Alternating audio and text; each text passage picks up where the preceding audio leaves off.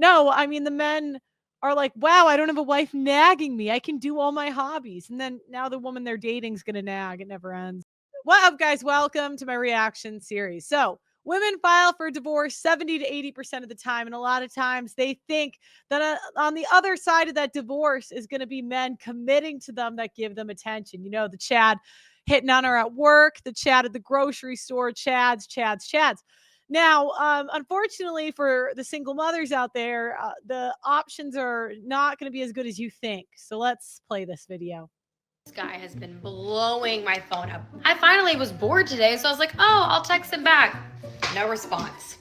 Did he just fall off the earth? Why do men act like this? Women do this all the time. Now, what he did, he wanted to gauge your interest, and now he's going to pull back. And now you're curious. It's working. It is so what is he doing? hard going from being married to being whatever the hell this is called. The land of confusion, the land of the lost. I love it. She's so happy. Look at her. She loves getting dick down. All right, let's see this woman. These are pretty good looking single moms so far. Dating after divorce is the most complicated thing ever. There's talking stages, there's dating stages, there's situations. These women that married young, they have no idea how good they have it and how much worse it's going to be on the dating market, because they're probably the baddest bitch at their high school. Because a lot of the women that married young, I mean, they were the first round draft pick in high school, but now you're going to be the last round draft pick in the city. Sorry. Maybe not last. You're decent looking, but relationships. What is all of this? First of all, I don't know how to not be a wife. I want to cook for you. I want to clean for you. I want to check in on you. I want to call you all the time. I doubt it. Because you're my man, but not my man. And I also want to go batshit crazy. And yeah, the Tyrones and the Gavins, they're not going to deal with all that. They don't need you to do that. They're like, because they know the nice things that you do are going to be used as weaponized against you later. So they're like, no, sex and leave, please. I can't, because you're my man, but like not my man. It's so hard. Well, isn't it the consequences of your own choices? Now, look, I understand that sometimes marriages end. We're kind of fighting biology by getting married. Divorce, like women are kind of meant to be passed around, and men are kind of meant to like bang younger and hotter forever. So we're really fighting our biologies doing this. So I get it, but you have to understand what like you're signing up for when you divorce. Thinking, yes, I've still got it. I'm going to make this right. I'm going to find myself a mature man. Ugh. Yeah, again, because the mature men aren't really going to be lined up for this face, sadly. You know, I bet you were cute when you were young. Kind of looks like an older version of me. I don't like this. But you know, now I see neck wrinkle. It's just not going to go well for you. 5 horribly brutal truths that no one prepared me for. A lot of people tried to tell you this, but you just didn't listen. The amount of men with STDs, despite the fact that many have been in monogamous marriages for decades, Yeah, because STDs don't really affect men the same way they affect women. is 1 in 5.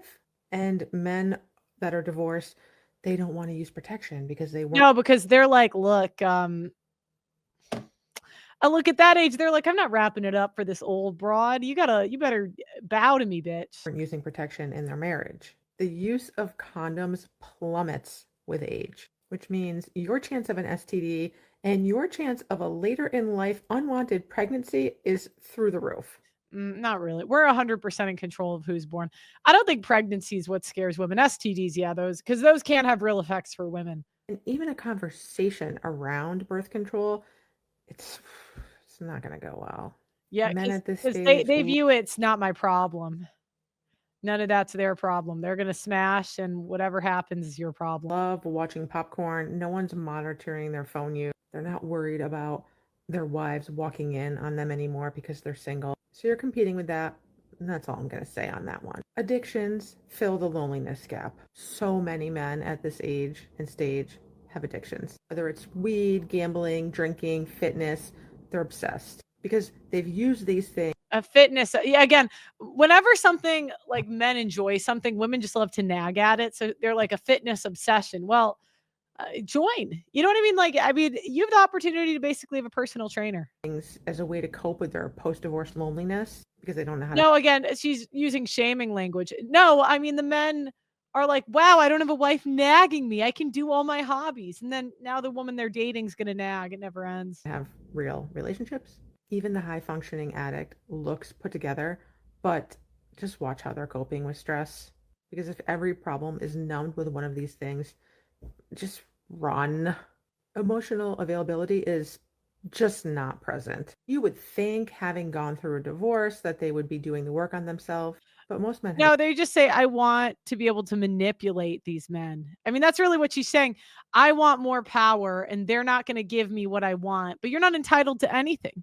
And that's really the best attitude to have in dating is, "I am entitled to nothing. Nothing." Because a lot of times the women that ask for the least get the Not most. healed, they're not doing it. They're just rebounding into other relationships. They do everything they can to avoid facing themselves and doing the work. Just ask them about their last relationship. It's going to tell you everything you need to know. And the dating pool, the pool that you actually want to get into, the one that is vacuumed and clean and clear, is so itsy bitsy, teensy weensy that you're going to feel like there's no one out there in the whole world, even though everyone around you is divorced and available. If you feel like the pool is just the size of a shot glass, that's good because that means your standards are. No, it's not good. And that's what we gotta end this idea that high standards help us. Look, I mean, men don't want forced sex. They don't want sex that the woman's not excited to have. Like men would rather take their hand, and that's the problem. Is women are banged out by chads. Now they can't be excited for, the sex with Brad or whatever. And now they're cooked. We're cooked. High. Do not lower them ever. It's so important that you're aware because I was not, and you need to know the landscape. I really wouldn't recommend doing it at all. All right, guys, what do you think about this? How have you seen women fare dating after divorce? I think a lot of women 9 signs you are married. are in for a rude awakening. So, like the video, guys. Let me know what you think in the comments, and I'll see you next time.